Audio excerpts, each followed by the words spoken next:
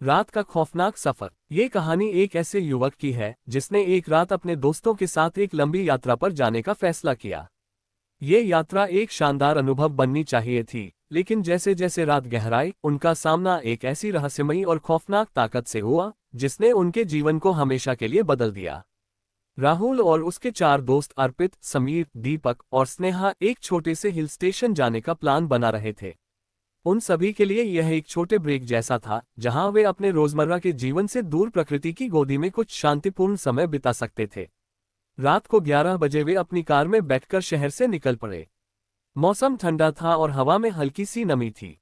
रास्ते में किसी ने महसूस किया कि कुछ अजीब सा था, लेकिन सब ने इसे नजरअंदाज किया और मजाक करते हुए रास्ते की ओर बढ़ते गए। जैसे जैसे वे हिल स्टेशन के पास पहुंचने लगे, सड़कें सुनसान हो गईं और अंधेरा घना हो गया।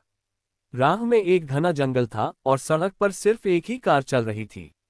राहुल, जो ड्राइव कर रहा था, उसे थोड़ी घबराहट महसूस होने लगी, लेकिन उसने इसे अपने दोस्तों के सामने जाहिर नहीं होने दिया। ये रास्ता बहुत डरावना लग रहा है ना? अर्पित ने हंसी में कहा, लेकिन उसकी आवाज में कुछ तंज था। तुम डरने वाले नहीं हो अर्पित, ये सिर्फ एक और रात की ड्राइव है, समीर ने उसका मजाक उड़ाया। लेकिन समीर को क्या पता था कि यह रात उनके लिए कितनी खौफनाक साबित होने वाली थी। कार जैसे जैसे जंगल के अंदर गहरी होती गई, सबने महसूस किया कि वातावरण में एक अजीब सा सन्नाटा छा गया था। अचानक दीपक ने कुछ देखा और घबराकर कहा, रुको, क्या तुमने देखा? राहुल ने ब्रेक लगाकर कार रोकी और सब बाहर झांकने लगे। वहां सिर्फ अंधेरा था, लेकिन जैसे ही उनकी नजरें अंधेरे में गहरी होती गईं, उन्होंने कुछ आकृतियों को देखा। वे आकृतियां हवा में लहराती हुई सी प्रतीत हो रही थीं, मानो जैसे कोई परछाई या भूत प्रेत हो। क्या वह कोई इंसान था? स्नेहा ने डरते हुए पूछा। नहीं, ये कुछ और ही था। हम जल्द से जल्द यहाँ से निकलते हैं, राहुल ने गहरी सांस लेते हुए कहा।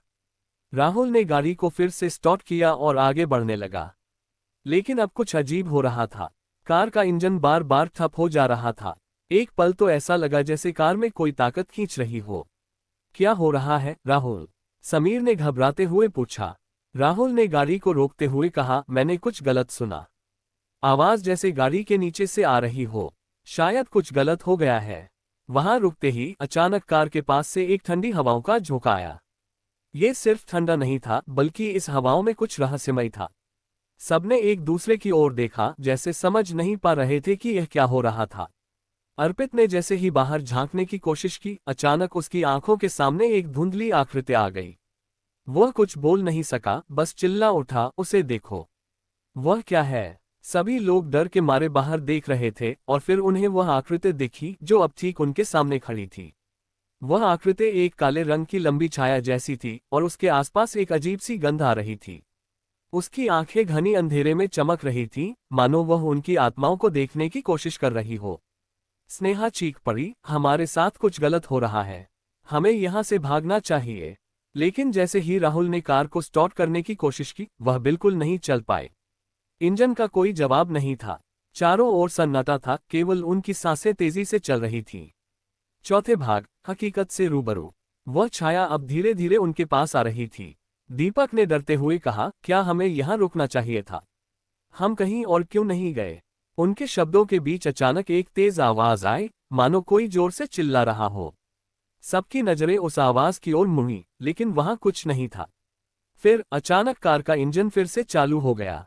राहुल ने गाड़ी को घबराते हुए आगे बढ़ाया, लेकिन जिस दिशा में वे जा रहे थे, वहां अब सब कुछ अजीब सा लग रहा था। रास्ते में और कोई कार नहीं थी, न ही किसी गांव का कोई निशान था।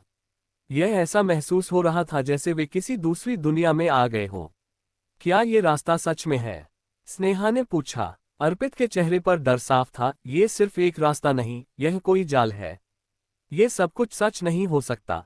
तभी अचानक से गाड़ी के सामने कुछ अजीब सी आकृतियां फिर से उभर आईं। यह अब और स्पष्ट हो चुका था कि यह कोई सपना नहीं, बल्कि उनके साथ हो रही वास्तविकता थी। वे अब उस रहस्यमयी ताकत से सामना कर रहे थे जिसने उन्हें अपनी जकड़ में ले लिया था। राहुल ने डर के मारे गाड़ी को तेजी से दौड़ाया, लेकिन वे कहीं नहीं पहुंचे। ऐसा लगता था जैसे वे वहीं के वहीं घूम रहे थे। हर मोड़ पर वही घना जंगल, वही अंधेरा, वही आकृतियां। चारों की सांसें टूट चुकी थीं, वे जानते थे कि कुछ खतरनाक उनके करीब आ चुका था। अचानक गाड़ी का इंजन फिर से बंद हो गया। इस बार गाड़ी के चारों ओर एक भयंकर ठंडी हवाओं का झोंका आया और एक डरावनी हंसी गूंजने लगी। ये हंसी इतनी खौफनाक थी कि सबके रोंगटे खड़े हो गए। तभी सबकी नजरें एक जगह टिक गईं। वहां एक बुढ़िया खड़ी थी, उसके चेहरे पर गहरी शिकने थी और उसकी आंखों में अजीब सी चमक थी। उसने धीरे धीरे अपनी जांघ की तरफ इशारा किया और कहा, तुम लोग यहीं रुकने वाले हो, अब कोई रास्ता नहीं बचा।